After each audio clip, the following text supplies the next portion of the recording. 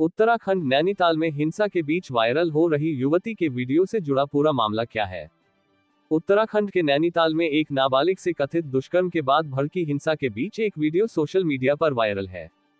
Video में एक युवती भीड़ के सामने खड़ी होकर पूछती है, अगर एक व्यक्ति ने अपराध किया है तो पूरे समुदाय को सजा क्यों दी जा रही है। युवती की पहचान शैला नेगी के रूप में हुई है, जो मल्लीताल क्षेत्र के व्यापार मंडल अध्यक्ष की बेटी है। ये वीडियो उस वक्त रिकॉर्ड हुआ जब भीड़ दुकानों को बंद कराने के लिए पहुंची थी और शैला ने उसका विरोध किया था। क्या है पूरा मामला। 30 अप्रैल की रात करीब 8 बजे एक नाबालिग लड़की अपनी मां और एक वकील के साथ मल्लीताल कोतवाली पहुंची। शिकायत में आरोप लगाया गया कि 12 अप्रैल को उस्मान नाम के एक ठेकेदार ने उसे पैसों का लालच देकर अपने घर के गैराज में खड़ी गाड़ी में दुष्कर्म किया। पुलिस ने अभियुक्त को गिरफ्तार कर हल्द्वानी जेल भेज दिया। उस्मान के खिलाफ दुष्कर्म और आपराधिक धमकी की धाराएं 65(1), 351(2) और पॉक्सो एक्ट की धारा 3 और 4 के तहत मुकदमा दर्ज किया गया है। एसपी जगदीश चंद्र ने बीबीसी को बताया, पीड़िता की ओर से पुलिस को दी गई तहरीर में बताया गया है कि अभियुक्त ने पैसों का लालच देकर घर के गैराज में खड़ी गाड़ी में दुष्कर्म किया। पीड़िता का मेडिकल डॉक्टरों के पैनल ने किया है। लड़की की मेडिकल रिपोर्ट फिलहाल जारी नहीं की गई है।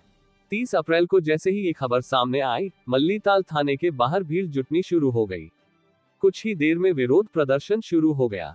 आरोप है कि 1 मई की रात को गाड़ी पड़ाव क्षेत्र में मुस्लिम दुकानों पर तोड़फोड़ और मारपीट की गई। पुलिस के अनुसार इस भीड़ में कुछ हिंदूवादी संगठन भी शामिल थे। पुलिस ने हिंसा के तुरंत बाद अतिरिक्त बल तैनात किया। एसएसपी प्रहलाद नारायण मीणा ने कहा, अभियुक्त को गिरफ्तार किया जा चुका है। जो लोग हिंसा में शामिल पाए जाएंगे, चाहे उन्होंने दुकानों में तोड़फोड़ की हो या सांप्रदायिक माहौल बिगाड़ा हो, सख्त कार्रवाई की जाएगी। पुलिस उपद्रव करने वालों की पहचान सीसीटीवी फुटेज के आधार पर कर रही है। पुलिस ने बताया कि शहर में सभी होटल और रेस्टोरेंट खुले हैं। शनिवार और रविवार के वीकेंड को देखते हुए पर्यटकों के आगमन की उम्मीद है।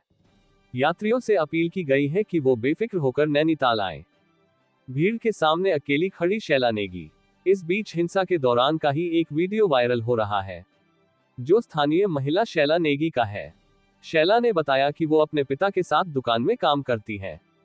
उन्होंने बीबीसी हिंदी को बताया, घटना के दूसरे दिन जब भीड़ सभी की दुकानें बंद करने की बात कह रही थी तो हमने अपनी दुकान बंद नहीं की। शैला ने कहा, उस वक्त भीड़ में कुछ अनजाने चेहरे भी थे और कुछ लोग गालियां देते हुए सांप्रदायिक नारेबाजी कर रहे थे।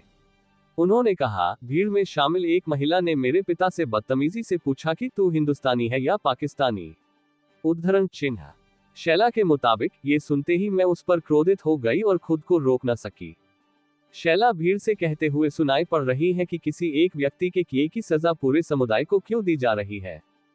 शैला कहती है, ये हिंदू की लड़ाई नहीं थी, वह बच्ची की लड़ाई थी।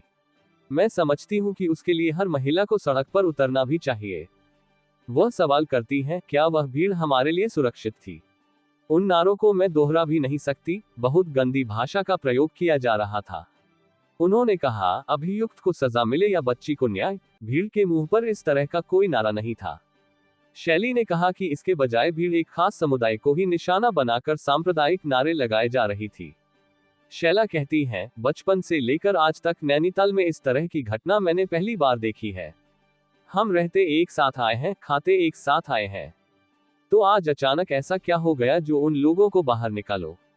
उन्होंने कहा, ये व्यापारियों के लिए सीजन का समय है जिससे नुकसान हो रहा है। जब इस तरह का माहौल बनाया जाएगा तो क्या यहाँ टूरिस्ट आ पाएगा। शैला ने कहा, यह मेरी सुरक्षा का सवाल था और मेरा लड़ना जरूरी था। अभियुक्त के परिवार ने साजिश का लगाया आरोप। दूसरी तरफ अभियुक्त उस्मान के बेटे डॉक्टर कासिम, जो सरकारी डॉक्टर हैं, उनका कहना है कि यह मामला एक साजिश है। बीबीसी हिंदी से बातचीत में कासिम ने कहा, मेरे पिता 72 साल के हैं। वह सम्मानित व्यक्ति हैं और वर्षों से ठेकेदारी कर रहे हैं। उनसे जलने वालों ने ये षड्यंत्र रचा है।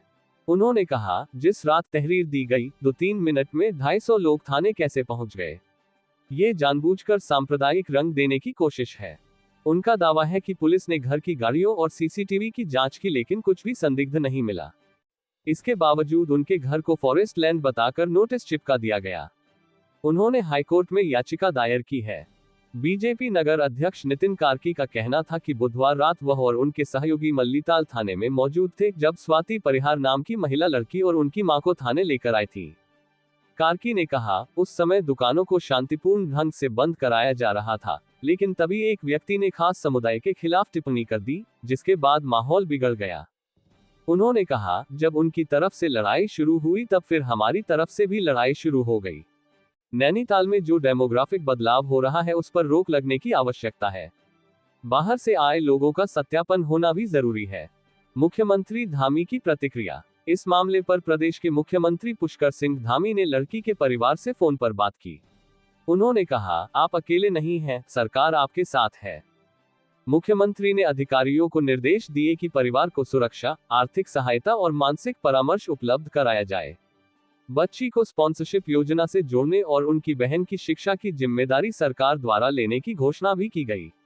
मुख्यमंत्री की अध्यक्षता में हुई उच्च स्तरीय बैठक में कहा गया कि जो भी कानून व्यवस्था से खिलवाड़ करेगा, उसे छोड़ा नहीं जाएगा। जिलाधिकारी ने भी बताया कि नैनीताल पूरी तरह सुरक्षित है और माहौल बिगाड़ने वालों पर सख्त निगरानी रखी जा रही है।